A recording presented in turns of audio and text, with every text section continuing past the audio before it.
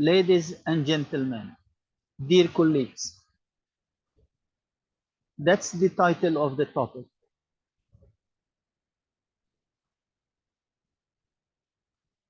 Autism is not a disease of definitive cure, but it's a typical disease of definite prevention.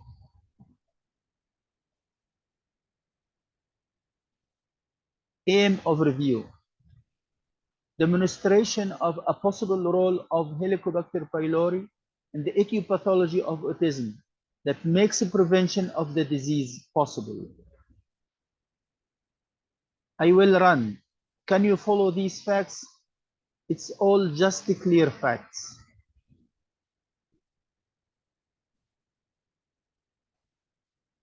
Autism constitutes a challenging puzzle affecting disadvantaged children at early age, where they grow normal until age of 18 to 24 months. Then they begin failure to develop some skills or lose already developed skills. The exact etiology of the disease remains unclear, while all promises of fundamental cure were unsuccessful. Most investigators were successful to come in agreement that various gastrointestinal factors may contribute to behavioral disorders in children with autism. But they mostly missed to successfully achieve the real pathology behind these gastrointestinal factors in contribution to autistic behaviors. The last 3 decades have demonstrated prevalence of abnormal behavior Helicobacter pylori strains and the flare-up of a lot of medical challenges related to these H. pylori strains.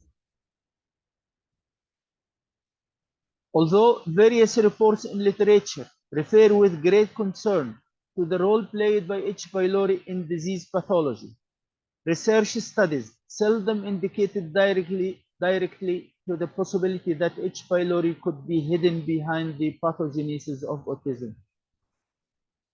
Although disturbance in the gut microbiota, usually induced by bacterial infection or chronic antibiotic exposure, has been implicated as a potential contributor to autism. Therefore, probiotics and certain special diets were suggested to have potential therapeutic role in autistic deficits. H. pylori in the stomach is leading the behavior of natural bacteria, settling just juxtamucosal with the ammonia at its immediate vicinity, functioning to protect the gastric wall from its acid if it goes in excess. Autism affects about 1 child in 68, striking nearly 5 times as many boys as girls. Interestingly, existence of abnormal H. pylori strains is also more prominent in boys than girls. Striking review observations. Serum ammonia is elevated in most autistic kids. Frank H. pylori dyspepsia is common among mothers of autistic kids. Most autistic kids are positive for H. pylori fecal antigen.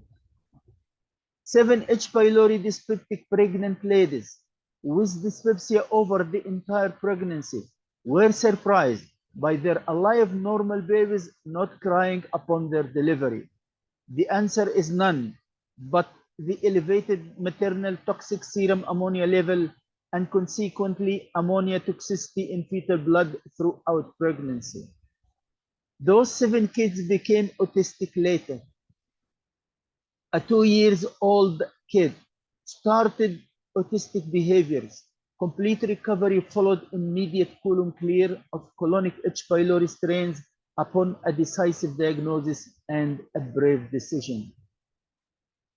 Another 2-year-old kid who started also to show autistic features improved but no complete cure due to delayed colon clear because of a tentative decision in diagnosis as usual in autism. WAD, meaning a promise. A pretty 11-month girl. A quite atypical age for autism, no reason except aggressive H. pylori strains transmitted from father to mother to the girl because of kissing the baby on the lips. Atypical age range, but quite typical autistic features. No eye move, no response to mother, no smile, and no cry even left alone the whole day. Atypical age, but quite typical autistic symptoms to the extent that some eminent investigators just referred it to an evil eye. Impossible. A girl of this age never cries except at the time of passing the hard, small, dried pieces of bowel motion where the matter is a screaming tragedy. A girl at this age received a calculated dose of the potent natural Sanapurge extract for colon clear of the colonic H. pylori strains. Amazing result. A dramatic fast improvement.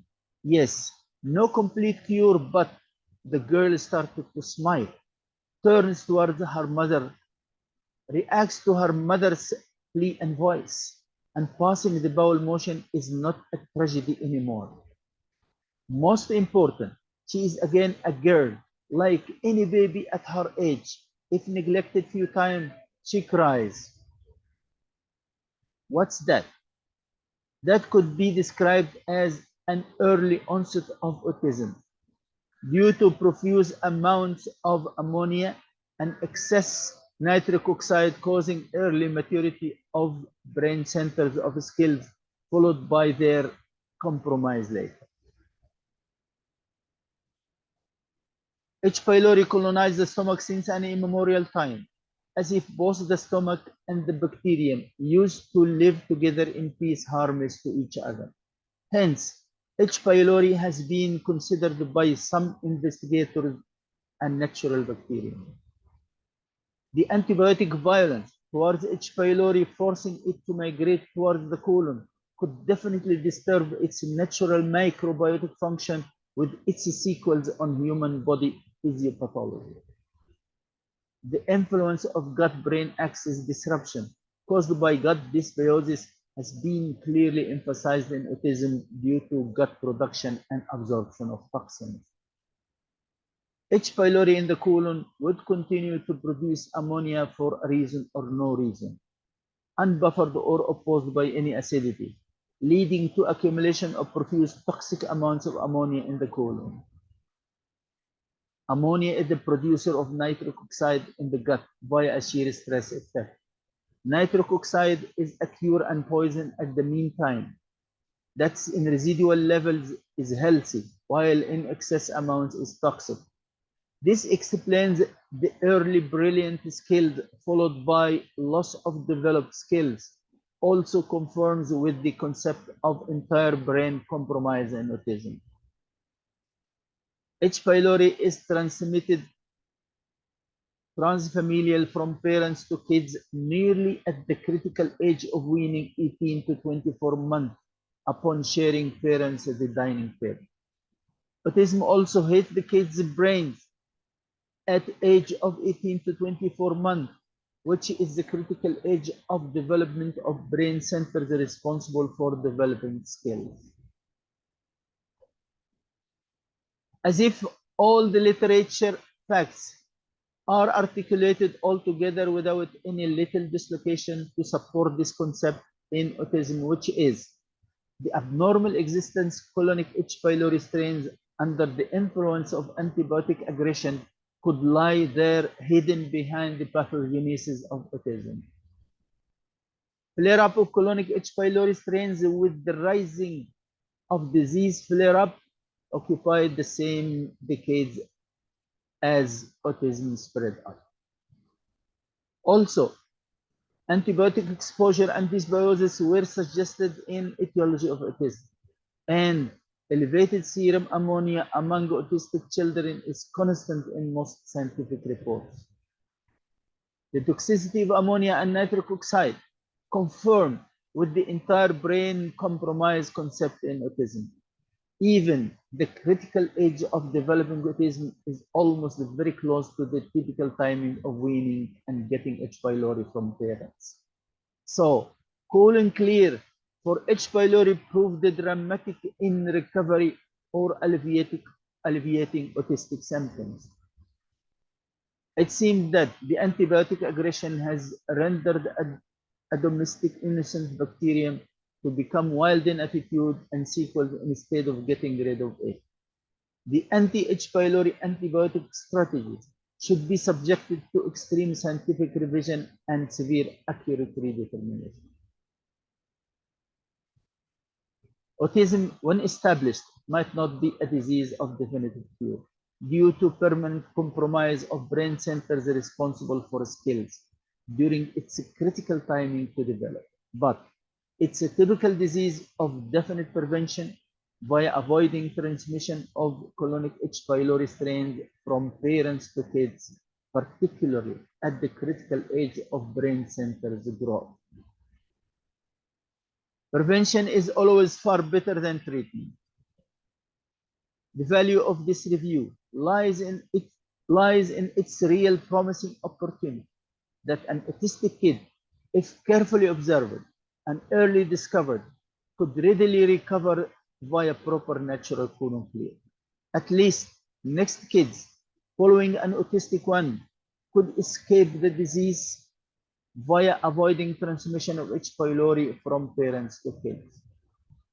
Research investigators should feel very enthusiastic toward this new concept to support and approve or disapprove it for the sake of sympathy towards misery of many kids and families.